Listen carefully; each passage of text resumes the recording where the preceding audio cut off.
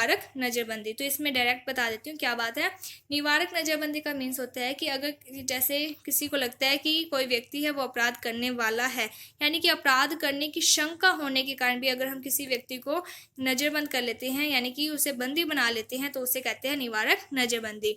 और ये जो निवारक नज़रबंदी है वो अधिकतम 3 महीने के लिए ही हो सकती है, इससे अधिक नहीं हो सकती है। और इसके लिए कुछ अधिनियम बनाए गए थे, वो भी देख लेते हैं। तो पहला था राष्ट्रीय सुरक्षा अधिनियम, जो कि दिसंबर 1980 को सरकार ने राष्ट्रीय सुरक्षा जो अध्यादेश है उसे लागू किया था, जो कि बाद में क्या है कानून बन गया था। और इसका मेन उद्देश्य क्या था कि जो सांप्रदायिक व जातीय दंगे या देश की सुरक्षा के लिए खतरनाक गतिविधियों के लिए उत्तरदायी व्यक्तियों को निरुद्ध करना है। और राष्ट्रीय सुरक्षा जो कानून निवारक निरोध कानून की व्यवस्था है। जून 1984 को राष्ट्रीय सुरक्षा कानून दूसरा संशोधन अध्यादेश जारी किया गया था।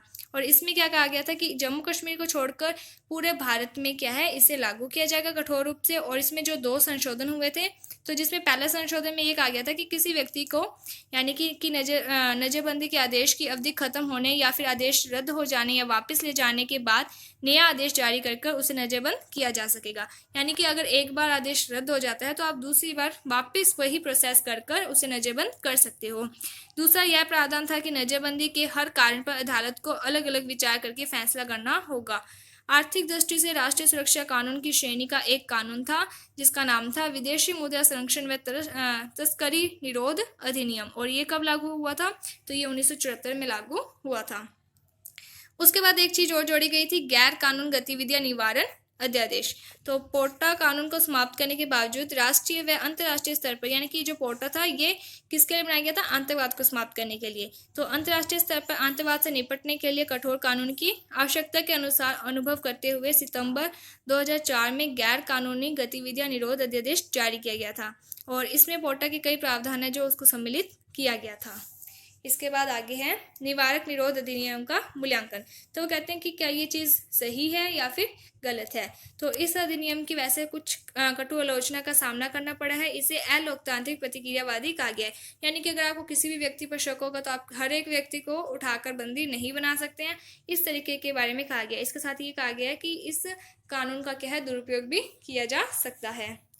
इसके बाद अनुच्छेद 23 और 24 में शोषण के विरुद्ध अधिकार है। तो अनुच्छेद जो 23 है उसमें ये कहा गया था कि किसी भी व्यक्ति से बेकार श्रम नहीं करवाया जाएगा। ठीक है, यानी कि आप ऐसा नहीं है कि किसी भी व्यक्ति, पहले दास प्रथा चलती थी कि किसी व्यक्ति है जो उसको दास बनाकर रखा जाता था, और अगर वो व्यक्ति कोई काम करता था तो उसे पैसे नहीं दिए जाते थे, रुपए नहीं दिए जाते थे, उसे जबरदस्ती काम करवाया जाता था। तो इस तरीके की जो व्यवस्था है वो नहीं होगी। उसके बाद ये बात भी कही गई है कि अगर देश की कभी देश को मतलब लोगों के अपने नागरिकों की ज़रूरत पड़ेगी देश सेवा के लिए, तब जो लोग हैं वो बिना श्रम के, यानी कि बिना जो भी मनी के काम करेंगे। ठीक है, वेतन के। और जब भी अगर हम किसी को श्रम दे रहे हैं कि आपको ये काम करना है, तो हम लिंग, जाति, धर्म आदि के आधार पर भेदभाव नहीं करेंगे कि ये इस जाति का है तो इसको ज़्यादा काम देंगे, और ये नीची जाति का है तो इसको ज़्यादा, और ये ऊंची जाति का है तो इसे कम काम देंगे। तो इस तरीके का कुछ भी नहीं होना चाहिए। उसके बाद अनुच्छेद 24 में कहा गया है बाल श्रम का निषेध। यानी कि इसमें ये कहा गया था कि 14 वर्ष से जो कम आयु के बच्चे हैं उन्हें जोखिम भरे जो भी स्थान है वहाँ पर काम नहीं करवाया जाएगा, जैसे कि कारखाने वगैरह में काम नहीं करवाया जाएगा। तो कभी कभी हम ये सोचते हैं कि जो बच्चे हैं वो होटल पर काम कर रहे होते हैं जो कि 14 वर्ष से कम आयु के होते हैं, बट संविधान में ये बात कही गई है कि जोखिम भरे स्थानों पर काम नहीं करवाया जाएगा। तो जो होटल है वो जोखिम भरे स्थान में नहीं आता है। इसके बाद है चौथा जो अधिकार है वो है धार्मिक स्वतंत्रता का अधिकार, जिसका उल्लेख अनुच्छेद 25 से लेकर अनुच्छेद 28 में किया गया है। तो अनुच्छेद जो 25 है उसमें कहा गया है अंतःकरण की स्वतंत्रता, यानी कि आप किसी भी धर्म है जो उसको मान सकते हो, उसके अनुसार आचरण कर सकते हो। यानी कि अगर किसी धर्म में कहा है कि आपको, जैसे सिख धर्म में कहा जाता है कि दाढ़ी रखनी होती है, तो आप दाढ़ी रख सकते हो, केश रखवा सकते हो, केश नहीं कटवानी है। तो इस तरीके की जो भी बातें हैं उसके अनुसार आप आचरण भी कर सकते हो और उसका प्रचार प्रसार भी कर सकते हो कि हमारा जो धर्म है वो अच्छा है। लेकिन एक शर्त है कि आप अपने धर्म का प्रचार प्रसार कर सकते हो, लेकिन आप किसी दूसरे व्यक्ति के धर्म है जो उसकी बुराई नहीं कर सकते। इसके बाद अनुच्छेद 26 में कहा गया है धार्मिक मामलों का प्रबंध करने की स्वतंत्रता, यानी कि आप किसी भी धर्म से रिलेटेड संस्था खोल सकते हो, धर्म विषय कानून जो कार्य है उसका प्रबंध कर सकते हो, उस संस्था में जो भी काम करने हैं आप वो भी कर सकते हो। चल अचल संपत्ति का अर्जन व स्वामित्व का अधिकार, यानी कि अगर किसी भी प्रकार की वहाँ पर संपत्ति आती है तो उस पर भी आप अपने तरीके से कार्य कर सकते हो, क्या यूज़ करना है, कब यूज़ करना है, और उस संपत्ति का विधि के अनुसार संचालन करने का अधिकार, यानी कि आप को जो भी अपने अकॉर्डिंग कानून बनाओगे उसके अनुसार उसका संचालन कर सकते हो। इसके बाद अनुच्छेद 28 में कहा गया है राजकीय संस्थाओं में धार्मिक शिक्षण पर रोक, यानी कि जितनी भी राजकीय संस्थाएं हैं, जैसे कि कोई सरकारी स्कूल है तो वहाँ पर किसी भी प्रकार की धार्मिक शिक्षा नहीं दी जाएगी। आप ये नहीं कर सकते कि आप किसी पर्टिकुलर किसी भी धर्म को लेकर कहोगे कि आपको इससे रिलेटेड शिक्षा प्राप्त करनी होगी, तो इस तरीके से हम बच्चे पर दबाव नहीं डाल सकते हैं। इसके बाद है जो 5वां अनुच्छेद है वो है सांस्कृतिक व शिक्षा संबंधी अधिकार, जो कि अनुच्छेद 29 व 30 में कहा गया है।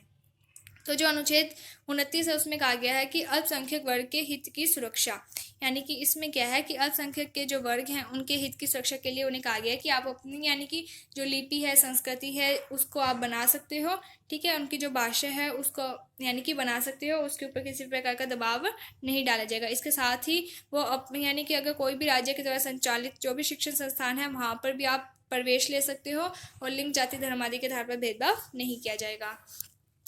इसके बाद है अल्पसंख्यक वर्ग को शिक्षा संस्थाओं की स्थापना व संचालन का अधिकार, यानी कि जो अल्पसंख्यक, ये अनुच्छेद 30 में कहा गया है, इसमें कहा गया है कि जो अल्पसंख्यक वर्ग हैं वो अपनी भाषा, लिपि, जो भी संस्कृति है उसके अकॉर्डिंग कोई भी शिक्षा संस्थान खोल सकते हैं, वहाँ पर अपनी भाषा है जो उसके बारे में शिक्षा भी प्रदान कर सकते हैं, ठीक है। और इसके साथ ही जो राज्य के द्वारा जो भी संस्थाओं को यानी कि जो वित्तीय सहायता प्रदान की जाती है उसमें भी राज्य किसी भी प्रकार का भेदभाव नहीं करेगा।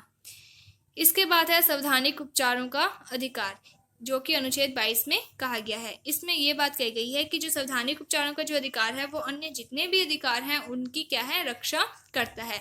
अगर किसी व्यक्ति के अधिकारों का हनन होता है तो वो क्या है, न्यायालय में जा सकता है और न्यायालय में जाकर अपने कानूनों की रक्षा के लिए मांग कर सकता है। तो जो डॉक्टर भीमराव अम्बेडकर थे उन्होंने क्या कहा था, अनुच्छेद 20 का महत्व स्पष्ट करते हुए कहा है कि यदि मुझसे कोई यह पूछे कि संविधान का कौन सा अनुच्छेद यानी कि ऐसा है जिसके बिना संविधान शून्य है, तो यही अनुच्छेद है, यानी कि ये जो अनुच्छेद है उसे संविधान का हृदय व आत्मा कहा गया है।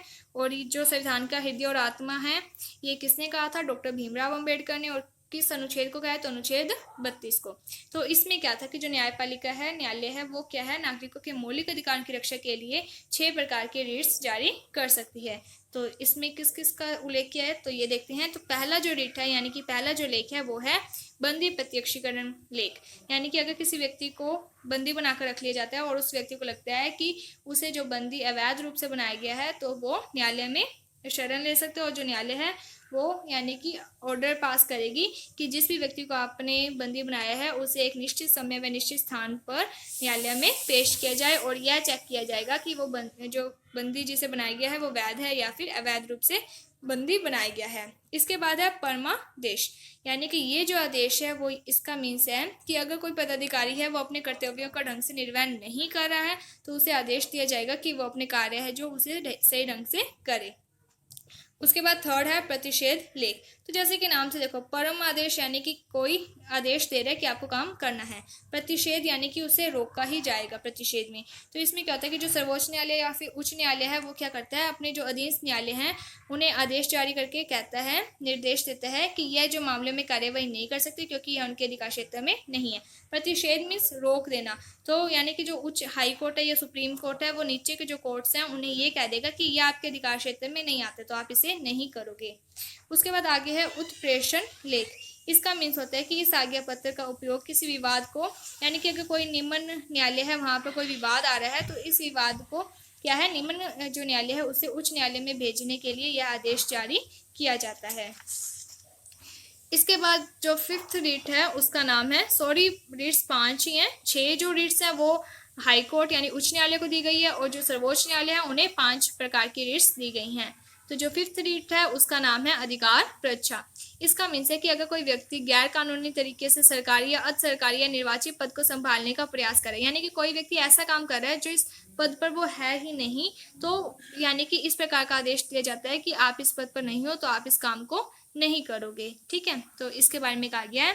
उसके बाद कहा गया कि मौलिक अधिकारों का मूल्यांकन। तो इसमें कहा गया कि जो मौलिक अधिकार है उससे यानी नागरिकों को दिए तो गए हैं लेकिन उसमें बहुत सारे प्रतिबंध लगा दी गई हैं, जिसके कारण क्या है, ऐसा लगता है कि एक तरीके से दे रहे हैं लेकिन दूसरे तरीके से वो वापस भी ले रहे हैं। दूसरा क्या, ये जो मौलिक अधिकार हैं वो जब शांति होगी देश में, किसी भी प्रकार का युद्ध नहीं होगा, तब तो ये सामान्य रूप से चलेंगे। बट अगर यहाँ पर किसी भी प्रकार की अशांति होगी, सशस्त्र विद्रोह हो गया, यानी आपातकाल के टाइमिंग में ये जो अधिकार हैं वो निरस्त कर दिए जाएंगे। और अनुच्छेद 19 और जो 21 है वो नहीं होगा। मेनली अनुच्छेद 21 नहीं होगा, उसके अलावा सभी क्या है सीमित कर दिए जाएंगे। इसके बाद जो मेन बात है, हम मेन देख लेते हैं। तो 2 पॉइंट्स तो ये मेन है। तीसरा पॉइंट ये है कि इसमें क्या आ गया था कि जो मौलिक अधिकार हैं उन पर प्रतिबंधों की व्यवस्था यानी कि किस लिए की गई थी, ताकि राष्ट्र व समाज विरोधी गतिविधियों को रोकने के लिए। और अगर हम व्यवहारिक दृष्टि से देखें तो इसका यूज राजनीतिक जो विरोधी हैं उनके स्वर को दबाने के लिए किया गया है। और जो मौलिक अधिकार है उसमें क्या था कि जो अनुसूचित जनजाति, जो जाति अल्पसंख्यक वर्ग है, उनके लिए संरक्षण की व्यवस्था की गई थी। बट अगर हम व्यवहार में देखें तो यहाँ पर क्या वीटो की राजनीति के लिए इसका यूज हो रहा है मौलिक अधिकारों का। जो शोषण के विरुद्ध अधिकार है उसमें ये कहा गया था कि जो भी स्त्रियां, बच्चे, गरीब आदि हैं उनके हित की रक्षा होगी। लेकिन क्या है, जो गरीबी, बेरोजगारी है, उसके कारण जो शोषण इनका भी हो रहा है। और जो मौलिक अधिकार को न्यायिक सुरक्षा तो दी जा रही है। भाई ये कहा जा सकता है कि अगर मौलिक अधिकार का हनन होता है तो वो न्यायालय में जा सकते हैं। बट न्यायालय का जो प्रोसीजर है वो बहुत ज़्यादा महंगा है, प्लस उसमें टाइम बहुत ज़्यादा लगता है, जिसके कारण लोग हैं जो वो ज़्यादा शरण नहीं ले पाते हैं। तो इस तरीके से कहा गया कि मौलिक अधिकार प्रदान की गई हैं, कुछ प्रॉब्लम्स हैं, आलोचनाएं हैं, बट इसका महत्व भी बहुत ज़्यादा है। तो इस तरीके से हमने आज जो मौलिक अधिकार है उसके बारे में पढ़ लिया है। अब हमारा जो आगे का लेसन है वो नेक्स्ट वीडियो में करवाया जाएगा। एंड आई होप आपको ये लेसन है जो वो समझ में आ गया होगा। अगर आपको किसी भी प्रकार का डाउट है तो आप हमें कमेंट सेक्शन में बता सकते हैं। सो फर्स्ट लेसन आपकी वीडियो बना दी गई है, आप उस लेसन को भी देख लेना। Thank you friends for watching my video. Thank you.